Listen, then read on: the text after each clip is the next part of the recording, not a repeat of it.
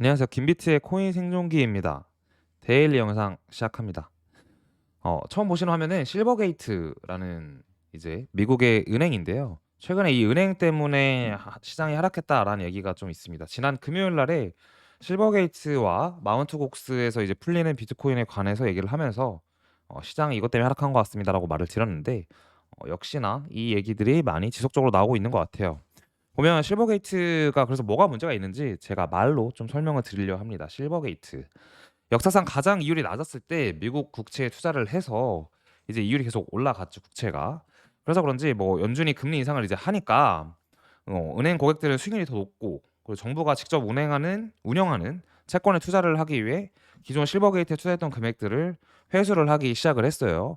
근데 이때 이제 실버게이트 은행은 채권을 매각을 할 수밖에 없었고, 결국 한 달 만에 거의 1조가 넘는 손실을 기록을 하면서 10년치, 그동안 실버게이트가 원래 약간 작은 지방의 은행 같은 그런 곳이었는데 투자를 많이 받아서 커졌죠. 근데 그게 10년치 수익을 상실을 하면서 약간 실버게이트가 채무 불이행을 하는 거 아니냐, 이제 그런 상태가 될 거다라는 소문이 계속 돌았고, 실제로 실버게이트가 제일 커지는 데 기여한 거는 실버게이트가 암호화폐 회사들이랑 친하게 지내면서 대출도 해 주고 뭐 그런 식으로 운영을 하면서 거의 거의 중앙 그 메이저급의 은행은 아니지만 중간 정도 치게 하는 그런 은행으로 커졌기 때문이죠. 근데 보면은 은행을 이렇게 나눠 볼게요. 1 뭐라고 해야 될까? 1 금융은 아니고 1 티어 은행, 2 티어 은행, 3 티어 뭐 이렇게 봤을 때 3 티어가 완전 지방 은행이라면 미국은 우리나라보다 훨씬 더 크니까 한국에 있는 은행이랑 비교하기엔 쪼끔 애매한 것 같고요.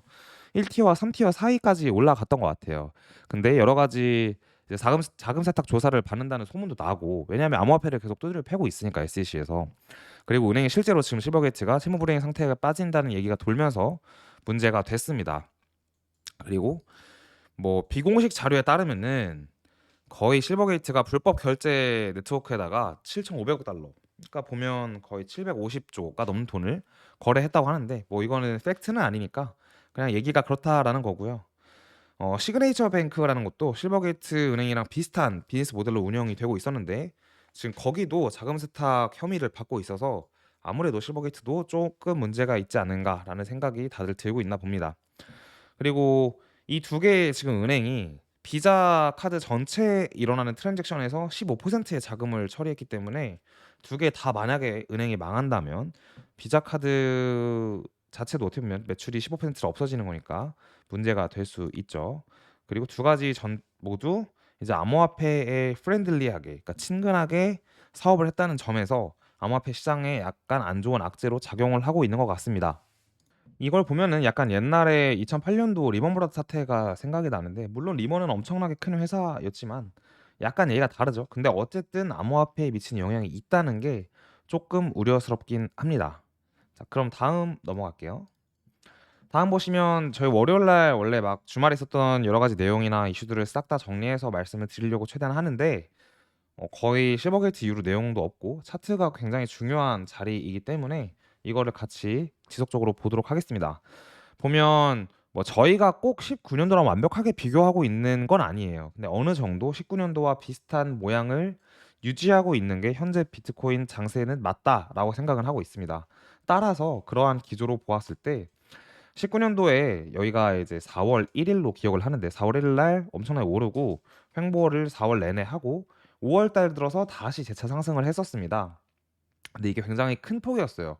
4월에 4,000달러에서 거의 5,000달러 넘게 올랐으니까 20% 빔이 거의 2주 사이에 나왔고, 또 살짝 올랐다가 떨어졌다가 이제 5월 달부터 6월 27일까지, 날짜 다 기억하고 있죠? 6월 27일까지 13,880달러까지 오르면서 4월 1일부터 6월 27일이면은 4월, 5월, 6월을 통으로 보냈으니까 3개월 정도라고 봤을 때 거의 4,000달러에서 13,880이면은 4, 3, 12 3배 좀 넘게 올랐었죠. 물론 지금은 좀 다르지만 보면은 지금도 1월 달부터 오르기 시작해 가지고 2월 내내 사실상 뭐 기간적 차이는 좀 있으나 2월 내내 횡보를 좀 했죠.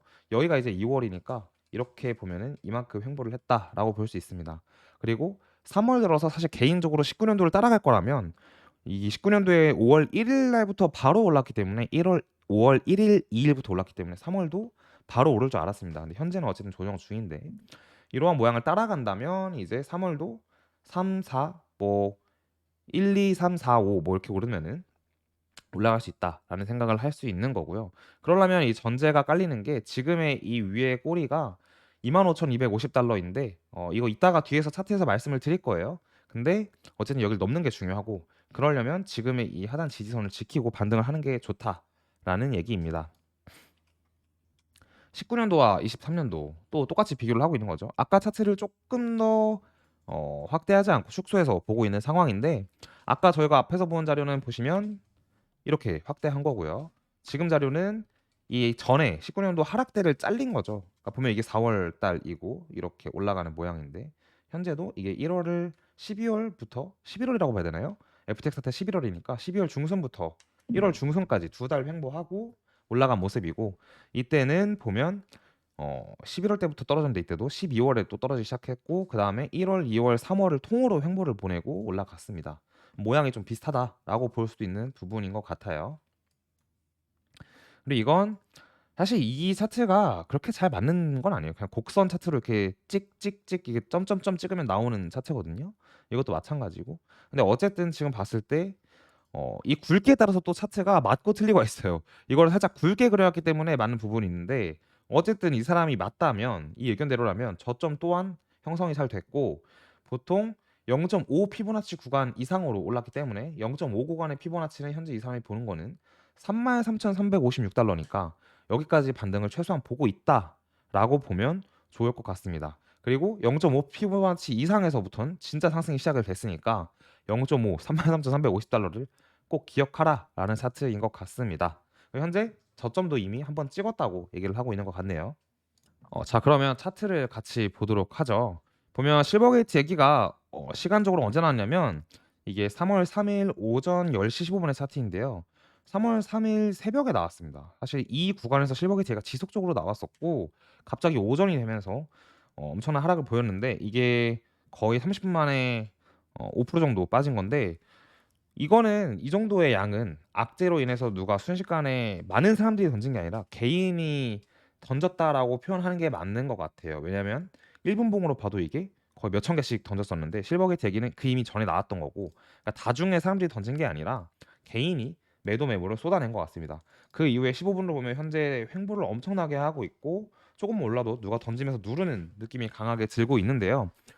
이렇게까지 횡보를 하는 경험을 저도 분명히 했었는데 좀 오래된 일인 것 같아서 기억이 잘 나진 않습니다. 1시간으로 봐도 보면 횡보를 굉장히 하고 있고 4시간으로 보도록 하겠습니다. 4시간으로 보면 하단의 주황색 지지선을 볼게요. 이걸 조금 저희가 축소를 하면 자 이게 언제부터냐 1월 19일에 있었던 1시의 저점부터 그 다음에 2월 14일에 있었던 1시의 저점 똑같이 1시네요 생각해보니까 근데 이게 거의 한 달의 기간이 주어졌죠. 1월 19일부터 2월 14일이니까 그 한 달간의 저점을 이으면 그 지지선이 바로 이 지지선이 나온 겁니다. 그리고 4시간 상에서는 꼬리로 정확히 찍고 반등을 했다라고 볼 수 있는데 이거는 또 3월 3일에 오전 9시 봉이네요. 이렇게 보면 1월 19일부터 2월 14일은 한 달이 좀 안 되는 거의 약간 4주라고 봐야 되나요? 한 달하고 일주일을 뺀 간격이고 여기서도 이렇게 보면은 한 달하고 일주일을 조금 뺀 2주를 뺀 그런 간격이네요. 웃자고 한 얘기고요. 보면 이제 위에 저항선을 보면 이 파란색 선의 저항선이 보입니다. 이게 2월 21일에 있었던 25,250달러부터 3월 1일에 있었던 고점까지 이렇게 으면 저항선이 되는데 이 저항선 상단이 마침 여러 가지 이평선이랑도 겹치는 구간이고 23,000 중반대예요.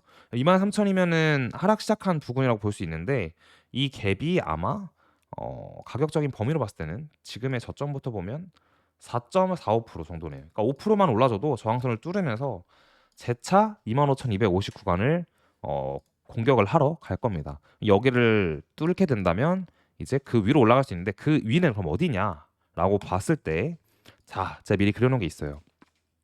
보시겠습니다. 왼쪽의 피보나치 수치는 1년 내내 하락장에서 만들어낸 피보나치 수치로서 저희 채널에서 지속적으로 얘기를 했었지만 반등을 한다면 첫 번째 25,000달러에서 조정받을 수 있습니다. 두 번째 28,000달러까지 간다면 괜찮습니다. 그게 좀 안 좋은 시나리오일 것 같아요. 라고 한 게 23년도의 시나리오고 그 다음이 35,000대랑 48,000까지 갈 것 같아요. 라고 하는 게 저희의 약간 전반적인 시각이었죠.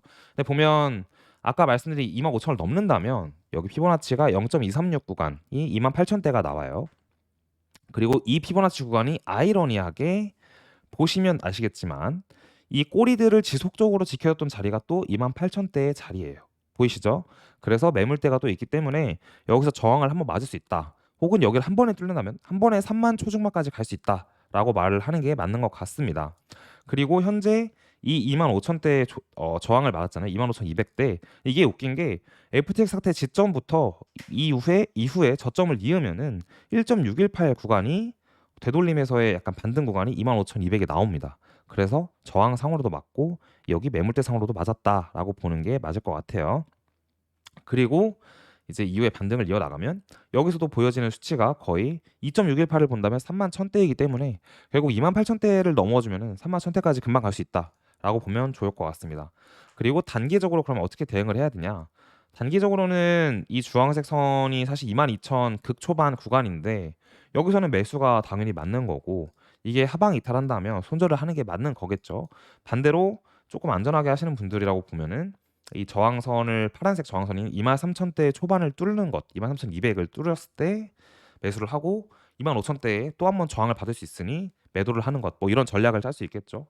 혹은 이제 이 주황선 아래에서 매수를 하고 싶다라고 하면 아무래도 현재 매물대가 존재하는 21,000대에 21,300 구간 그리고 이 아래 기존에 있었던 좀 큰 저항선 구간인 이 구간을 리테스트한다라고 가정하면 빨간색 이 저항선이죠.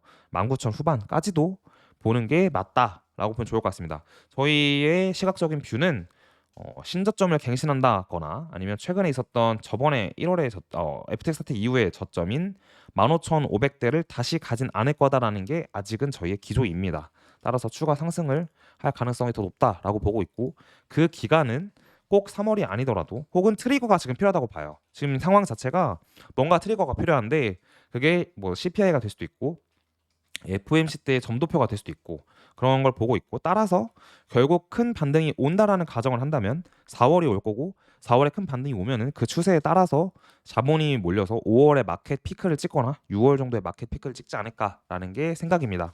오늘 영상 이렇게 정리하고 마치도록 하겠습니다. 감사합니다.